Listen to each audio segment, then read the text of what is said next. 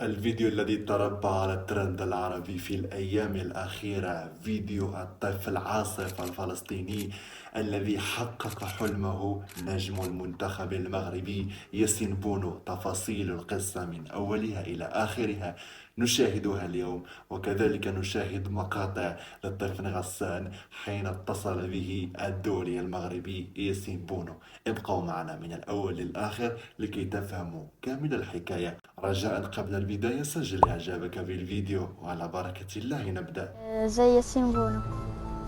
ايش فعل لك ياسين بونو؟ ياسين بونو بيعني لي قدوة في كرة القدم. إذن عاصف هو طفل مولوع بكرة القدم، طفل في مقتبل العمر كما تشاهدون. ستشاهدون القصة كاملة بعد قليل. المهم أنه طفل فلسطيني، يعني يعيش في الظروف الحالية التي تعيشها البلاد، ويحب كرة القدم، ويعتبر ياسين بونو قدوة بالنسبة إليه. بعدين وقعت الكرة في أرض مسورة، رحت لصاحب الأرض لأطلبها منه. بس ما شو اسمه، ما لحقناش نروح ننزل الصاروخ، لكن انقطعت رجلي والثاني صار فيها بلتين. للأسف في الأيام الأخيرة تعلمون ما يجري هناك. للأسف الطفل عاصف يعني تعرض لحادث إثر القصف للأسف. تتمنى تشوفه؟ بتمنى أشوف. طالب إذا شاف ياسين بونو الفيديو إنه يقبل مناشدتي ويتبرع لي بطرف سنان، حتى أقدر أكمل تعليمي وأكمل حلمي كلاعب كرة. صور مؤلمة للغاية، وهناك مئات الصور المؤلمة وليست فقط هذه الصورة للأسف. اللهم إنا نسألك نصرهم يا رب العالمين، اللهم إنا نسألك أن تنصرهم يا رب، فأنت نعم المولى ونعم النصير. الطفل عاصف طلب جوج ديال الأمان، طلب أنه يشوف ياسين بونو، طلب كذلك أنه يتبرع له بطرف الصناعي باش أنه يتمكن من أنه يكمل كرة القدم. هذا مازال ما كاينش شي خبر أكيد من التبرع ديال ياسين بونو. اللي كاين خبر مؤكد وبالفيديو والصوت والصورة هو أنه يعني دار معه اتصال، يعني صوتا وصورة هو اللي غادي نشوفوه. يعني كذلك كان مقطع مؤثر للغاية، وكان بالنسبة للطفل عاصف كمفاجأة سعيدة، يعني أن ياسين بونو يستجب للأمنية ديالو.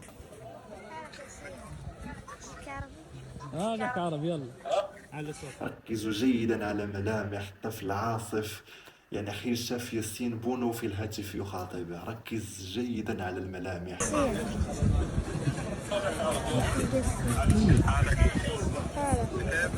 نفسي أشوفك يا ياسين، والله أنا من حلمي إني أشوفك. أنا صادق موعدك نروح نشوفك إن شاء الله. ياسين بونو وعد الطفل أنه راح يشوفه. طبيعة الحال في ظل الظروف الحالية يبقى من الصعب شيئا ما، ولكن بعد إن شاء الله تعالى الفرج الذي سيأتي بعون الله تعالى، والفرج عند الله قريب إن شاء الله تعالى. يعني ستتحقق أمنية الطفل عاصف، وهو فيديو مؤثر بصراحة جدا جدا. و صراحة حين أرى عاصف فإنني في خاطري يعني يتألم على مئات بل آلاف الأطفال الذين راحوا شهداء، والذين أصيبوا، والذين يعانون يعني وما زالوا، والذين أجروا عمليات بدون يعني أي مخدر حتى، وبلا ماء وبلا كهرباء، وفي يعني ظروف قاسية وقاسية جدا، حتى أن منهم من فارق الحياة يعني لقسوة التطبيب أو لعدم وجود يعني معدات التخدير وما إلى ذلك. فلا حول ولا قوة إلا بالله.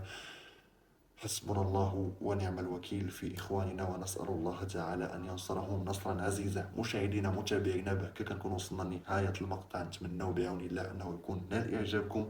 رجاء ما تنساوش دعم القناة، ولا اشتركوا وتفضلوا باش توصلوا أخبار جديدة وكل ما يخص المنتخب ونجوم المنتخب المغربي. السلام عليكم.